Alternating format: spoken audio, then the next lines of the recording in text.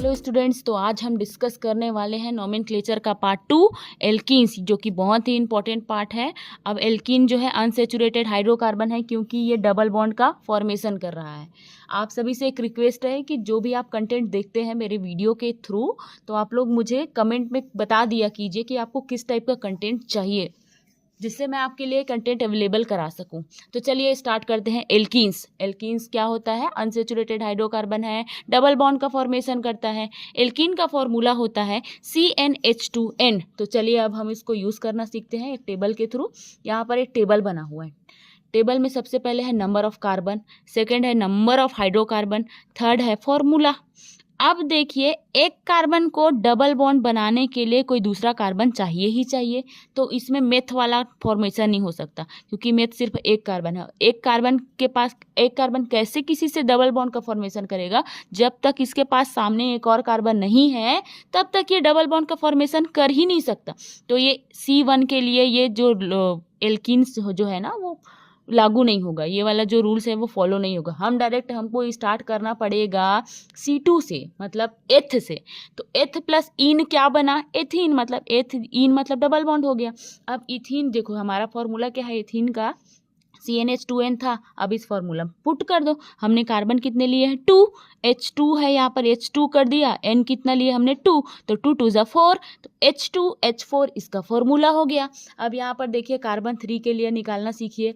Carbon 3 मतलब prop हो जाता है। अब इन वाला पढ़ रहे हैं तो प्रोप प्लस इन क्या बना? प्रोपीन। यहाँ पर हमने कार्बन 3 ले लिया। H2 तो हमारे यहाँ पर फॉर्मूला में है ही, और हमने 3 ले रहे हैं, यहाँ पर 3 ले रहे हैं। नंबर ऑफ कार्बन कितने हमारे? 3। तो 2 3 ज़ा 6, तो C3H6 हमारा यहाँ पर फॉर्मूला हो गया। नेक्स्ट देखेंगे हम लोग C4। तो C4 को क्या बोलेंगे? कार्बन 4 है तो उसको ब्यूट बोलते हैं। तो ब्यूट प्लस इन क्या बना? ब्यूटीन। तो यहाँ पर देख लो, फॉर्मूला में फिर से मैं पुट कर रही हूँ। C4H2 ऑलरेडी दिया हुआ है फॉर्मूला में, यहाँ पर नंबर ऑफ कार्बन 4 हो गया। तो 2 4 ज़ा 8, तो C4H8 फॉर्मूला हो गया किसका? ब्यूटीन का। नेक्स्ट देखेंगे C5 पेंटीन का। अब देखो, पेंट मतलब 5, इन मतलब डबल बॉन्ड, तो पेंटीन हो गया। यहाँ पर फिर से हम फॉर्मूला रखेंगे। कार्बन लिए हमने 5, H2 5, 2 5 ज़ा 10, तो C5H10 इसकी वैल्यू हो गई। ठीक है। अब यहाँ पर वैसे ही आप लोग सेम C6 के लिए वैल्यू निकाल सकते हो, हेप्ट इन के लिए निकाल सकते हो, C7 के लिए, C8 के लिए वैल्यू निकाल सकते हो, C9 के लिए वैल्यू निकाल सकते हो, C10 के लिए वैल्यू निकाल सकते हो। डेकेन है ना, तो यहाँ पर हमने कार्बन कितने लिए हैं? 10, क्योंकि 10 वाला निकाल रहे हैं। तो C10, H2 ऑलरेडी दिया हुआ है फॉर्मूला में 10, तो 10 2 ज़ा 20, तो C10H20 किसका फॉर्मूला हो गया? डेकइन का। चलो अब डिस्कस करेंगे हम स्ट्रक्चर ऑफ एल्कीन्स को। जैसे कि मैंने आपको बताया था कि एक कार्बन में एल्कीन का फॉर्मेशन हो ही नहीं सकता, स्ट्रक्चर का फॉर्मेशन हो ही नहीं सकता, क्योंकि डबल बॉन्ड का बनाने के लिए कम से कम उसके अपने सामने एक बॉन्ड तो चाहिए ना, एक कार्बन चाहिए ही। तो हम स्टार्ट किससे करेंगे? इन से। तो चलो मैं ले लेती हूँ यहाँ पर एथ प्लस इन वाला। एथ मतलब कितना हुआ बच्चों?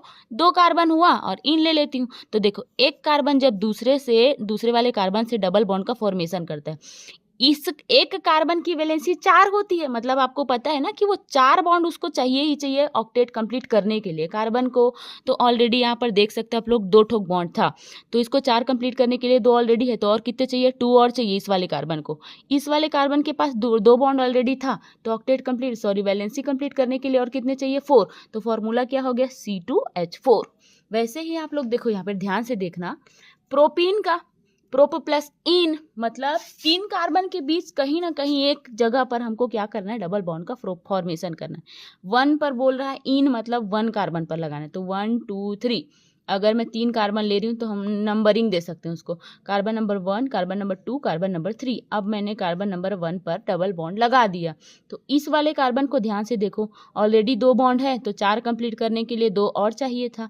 इस वाले कार्बन को देखो, 1 2 3 ऑलरेडी था, और 4 कंप्लीट करने के लिए 1 और चाहिए था। इस वाले कार्बन को देखो, एक था ऑलरेडी उसके पास, और 4 कंप्लीट करने के लिए उसको 3 और चाहिए था।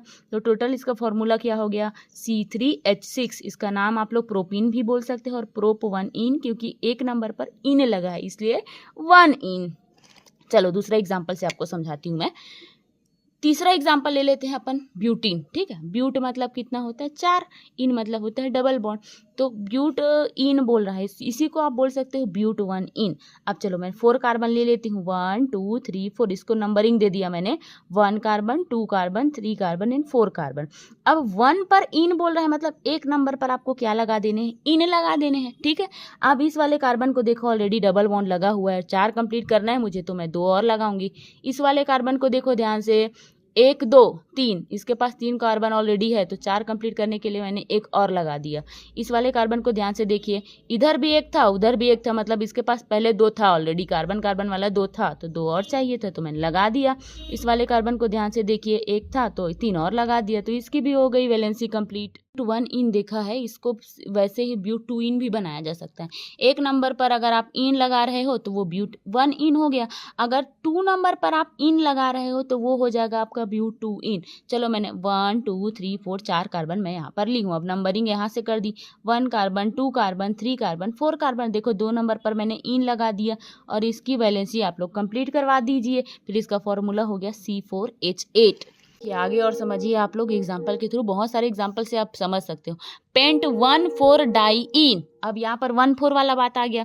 पेंट मतलब कितना होता है, 5 कार्बन, 1 2 3 4 5। चलिए इसको नंबरिंग कर दीजिए आप लोग, 1 carbon 2 carbon 3 carbon 4 carbon 5 carbon. अब पाँचों कौन, यहाँ पर ध्यान से देखो, 1 4 पर क्या बोल रहा है, इन लगाने बोल रहा है, तो एक नंबर पर मैंने इन लगा दिया और 4 नंबर पर इन लगा दिया। आप लोगों ने 2 बार इन यूज़ किया इसलिए डाई वर्ड आप याद, यहाँ पर डाई वर्ड यूज़ हो रहा है। 2 मीन्स होता है डाई, 3 में ट्राई, 4 में टेट्रा, 5 में पेंटा, ऐसे वर्ड आपको बढ़ाते ही जाने हैं। तो देखो यहाँ पर समझ में आया। अब 5 कार्बन हो गया, अब इसकी वैलेंसी निकाल लो आप लोग। इस वाले कार्बन के पास ऑलरेडी डबल बॉन्ड था, 4 कंप्लीट करने के लिए 2 और चाहिए। इस वाले कार्बन के पास 2 + 1 3 था और 4 कंप्लीट करने के लिए एक और चाहिए। इस वाले कार्बन को ध्यान से देखो, 2 ऑलरेडी है और 2 कंप्लीट करने के लिए ऊपर नीचे एक और चाहिए। इस वाले कार्बन के पास 3 था तो एक और चाहिए था, और इस वाले कार्बन के पास डबल बॉन्ड लगा हुआ है ना, तो 2 और चाहिए, तो इसकी भी कंप्लीट हो गई। आप फॉर्मूला बनाओ, क्या हो जाएगा, 1 2 3 4 5, यहाँ पर फॉर्मूला C5, 1 2 3 4 5 6 7 8, H8 हो गया। तो ये हो गया आपका पेंट 1,4 डाइईन का फॉर्मूला। सेम वैसे ही आप लोग हेक्सीन का फॉर्मूला फॉर्म कर सकते हो, देख लीजिए हेक्सीन का, ये हो गया आपका हेक्स 1 इन, क्योंकि यहाँ पर 1 नंबर पर इन लगा हुआ है इसलिए हेक्स 1 इन। आप चाहो तो हेक्स 2 इन भी ले सकते हो, यहाँ 2 नंबर पर इन लगा के। आप चाहो तो हेक्स 3 इन भी ले सकते हो, आप चाहो तो हेक्स 1 3 5 ट्राई इन भी ले सकते हो। अब इसको कैसे बनाएंगे 1 3 5 ट्राई इन को, 1 नंबर पर और 3 नंबर पर और 5 नंबर पर देख लो इन लगा हुआ है, 3 बार लगा इसलिए ट्राई वर्ड यूज हो रहा है, तो 1 3 5 ट्राई इन। ए 1 पोजीशन पर, 3 पोजीशन पर एंड 5 पोजीशन पर आपका क्या यूज़ हो रहा है, इन यूज़ हो रहा है। ओके, वैसे ही आप लोग देखो हेप्टीन भी बना सकते हो, वैसे ही सेम ऑक्टीन भी बना सकते हो, नॉन इन, डेकेन, ऐसे सारे स्ट्रक्चर का फॉर्म कर सकते हो और इसी के थ्रू आप फॉर्मूला को जनरेट कर सकते हो।